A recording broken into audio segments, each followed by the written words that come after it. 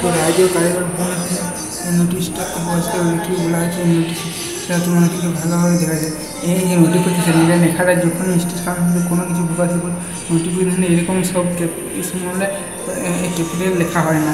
দ্বিতীয়ত এখানে যে লঘুটা আছে এবং যে উপরে যে লেখাগুলো সেখানে কিছু গন্ডগোল আছে, যে সাইনটা একই নয়, একই সবুজ কালার হলো সাইনটার কিছু ডিফারেন্স আছে। তো যাই হোক নোটিফিকেশানটা এরকম করে কোনোবার স্টেট কাউন্সিল প্রকাশিত করে না, সেটা একটা বড়সড় প্রমাণ। একটা বড়সড় প্রমাণ। তো জানা গেছে এই নোটিশের পিছনে কোথায় কী আছে দেখিয়ে দিচ্ছি।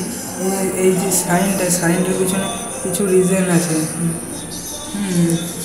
তুমি দেখতে পাচ্ছ। তো যাই হোক এটা সম্পূর্ণ ভুল একটা নোটিশ।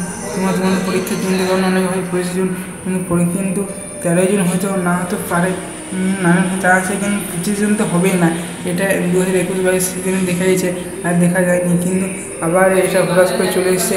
এটা কারো হয়তো কেউ হয়তো ফেক করেছে, কারো হয়তো ইচ্ছা গেছে যে সেটাকে নোটিশটাকে ফেক করে দেওয়ার এবং ছাত্রদের মনে ভয় দেখানো।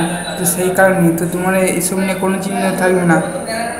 তাছাড়া আমাদের এই ভিডিওটা জানি দেরিতে করছি, কিন্তু বিশেষত কোনো কিছু বেসিক্যালি কারণে